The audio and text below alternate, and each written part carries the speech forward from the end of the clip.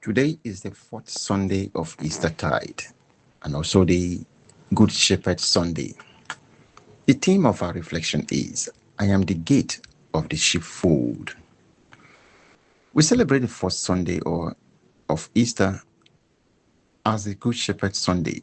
By this celebration, the church leads us deeper into the Messianic role of the Son of Man. The eternal Word assumed our human nature in order to save us from sin, death, and evil, and to restore us to the eternal dwelling that God prepared for us. This is the core content of the celebration. The celebration presents this content using the analogy of the shepherd and the sheep. The illumination of this analogy is important for our understanding of the celebration. The fact that we are rational creatures of God makes us His own in every ramification. Though He made us rational, we are conceived and born in ignorance of God and the divine truths necessary for our eternal well-being. The disobedience of our first parents placed additional stumbling block or difficulties on our path to acquiring knowledge of God. Lost in the maze of life and surrounded by forces of evil and darkness, we stand in need of a guard and a guide to travel safely to God, our ultimate end. God the Father, understanding our situation, sends us His only begotten Son to be our Saviour, to save us. He needed to come to become one of us and live among us. His coming among us visibly, seen as one of us, constitutes Him our shepherd, in addition to His complete knowledge of the Father's will for us. The eternal Word of God is always among us as God, but He is not our shepherd in His divine form, for we do not see or know Him. The sheep must see the shepherd and be familiar with His voice. Hence, the Son of Man claims to be our shepherd not as God, but as a man like every one of us. For in that form, we recognize Him as one of us. Further, He is not our shepherd as a mere man like each of us, but as possessing the knowledge of the Father, which all of us lack. He possesses this knowledge not through His nature as man, but through the original gift of the beatific vision granted Him when His human nature was united to the eternal Word. So, what the eternal Word did not have from the beginning, He acquired at His incarnation by the will of the Father, which made Him available to human persons as their guide and guard. By this union, willed by the Father, the Son of Man became the way leading into the eternal Godhead.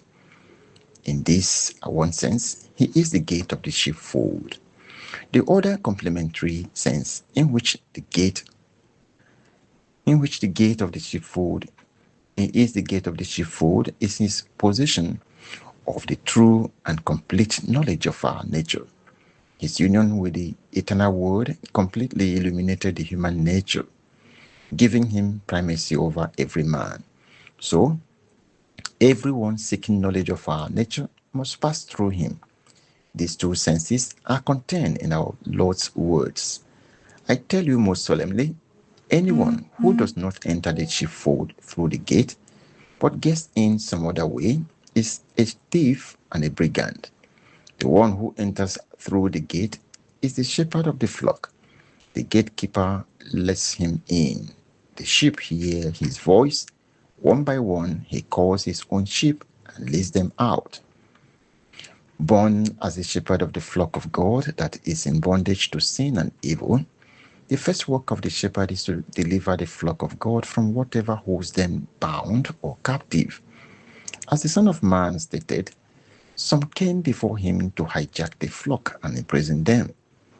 All others who have come are thieves and brigands, but the sheep took no notice of them. I am the gate. The sheep that belong to God are distinguished by their faithfulness to the rationality that separates our nature from other lower creatures. By the same rationality, they recognized the light of God when He appeared. Though oppressed and persecuted by evil, they maintained their humanity, which they recognized in the shepherd when he came to save us. St. Peter made this point, saying, the merit in the sight of God is in bearing punishment patiently when you are punished after doing your duty. This, in fact, is what you were called to do, because Christ suffered for you and left an example for you to follow the way he took. The sheep recognizes the shepherd by the common humanity and the light which shines through his human nature. The difference in our suffering and those of the Son of Man is that we suffer because of our sins, but he suffered innocently. Hence, this light of uprightness and innocence shines in the Saviour as a powerful attraction for the sheep. He speaks our human language with such power that every true sheep hears his voice deep within. He had done nothing wrong, and there had been no perjury in his mouth. He was insulted and did not retaliate with insult. When he was tortured, he made no threats, but he put his trust in the righteous judge. His uprightness and innocence were his weapons against the oppressive forces of sin and evil. His innocent voice and cries were not only heard within each of us, but in the heaven of God. He was bearing our faults in his own body on the cross, so that we might die to our faults and live for holiness. Through his wounds, you have been healed. He healed our sinful wounds not as mere man, like us, but coupled with his innocence. His merits belong also to the eternal Word, to whom he united himself firmly by obedience of faith. Thus, the Son of Man received the glory of the Son of God, and the Son of God received the merit of the Son of Man in his divine person. These describe our good shepherd. You had gone astray, Peter said, like sheep, but now you have come back to the shepherd and garden of your souls. His powerful testimony of God's goodness and love for us not only rescued us from the forces of sin and darkness, but also gathered us into the heavenly kingdom of God.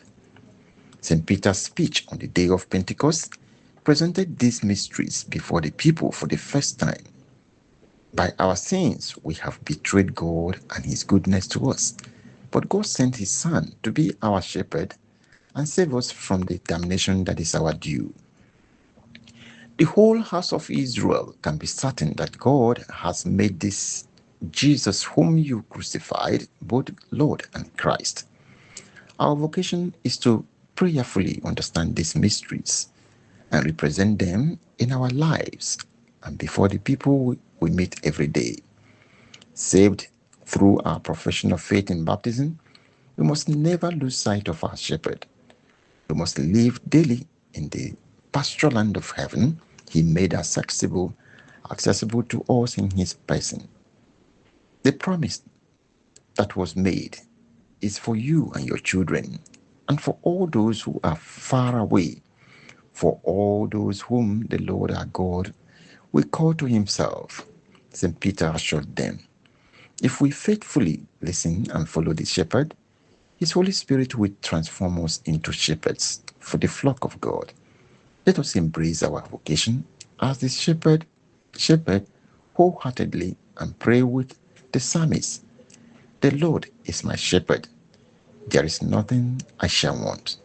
Fresh and green are the pastures where he gives me repose. Near restful waters, he leads me to revive my drooping spirit. Let us pray. Almighty ever-living God, lead us to a share in the joys of heaven, so that the humble flock may reach where the brave shepherd has gone before, who lives and reigns with you in the unity of the Holy Spirit, God forever and ever.